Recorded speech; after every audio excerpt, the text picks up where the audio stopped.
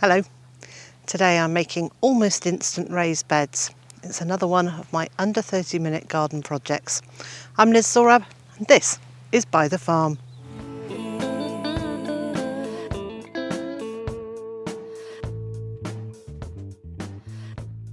I did this in our previous home in Monmouthshire, and I wrote about it in my book Grounded, and it is using cardboard boxes to make raised beds. So what I had previously was wide, shallow boxes, and I filled them with 4 or 5 inches of compost.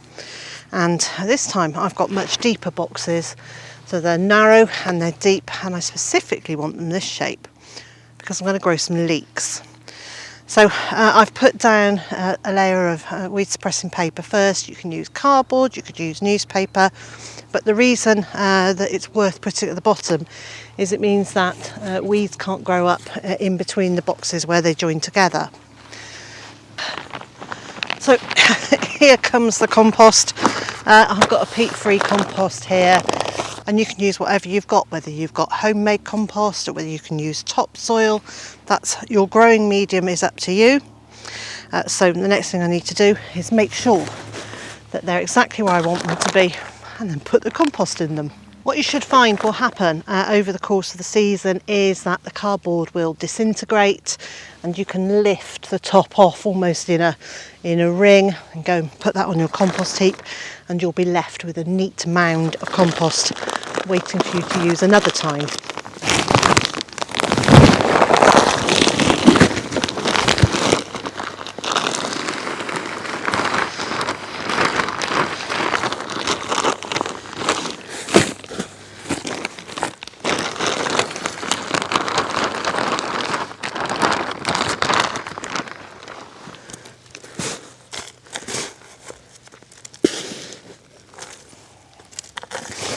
And I'm just going through the compost to make sure there are no big lumps in it.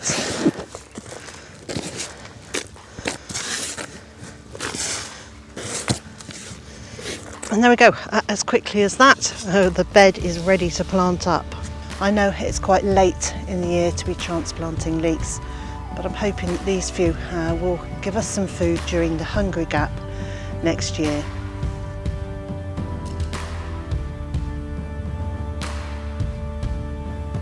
You don't need to firm the soil in around leeks, just water them in and the soil will fall down into the holes loosely, and that will be enough for them.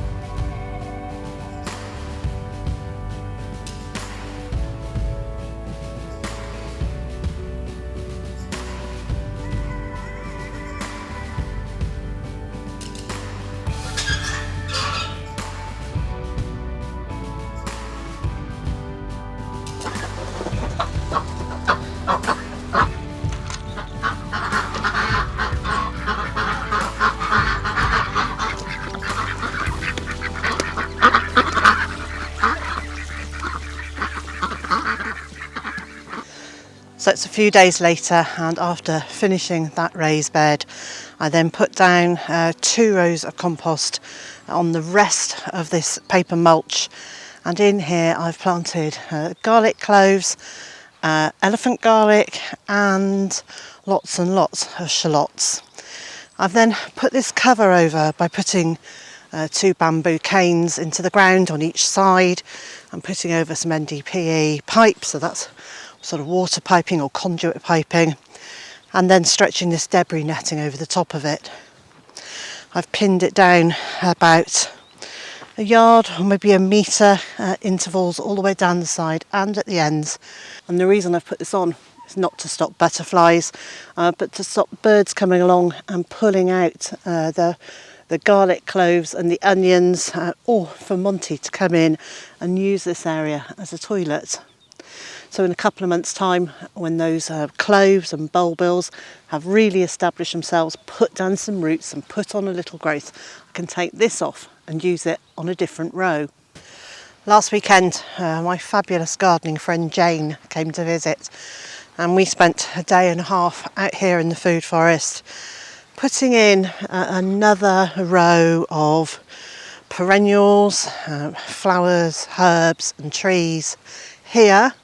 We also put in a row of brassicas over in that direction, and I'm really starting to get the feel of just how lovely this will be in years to come.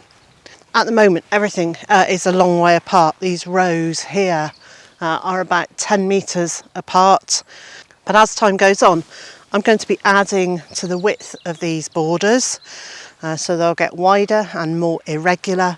But I had to start somewhere, so starting with a straight row was fine, but I fully intend to make these curves and to make them wiggle in and out, and to be able to get in a lot more plants. So I've still got dozens and dozens of plants in pots. I've decided to put all the currants, josterberries, chuckleberries, that sort of thing that I haven't already planted.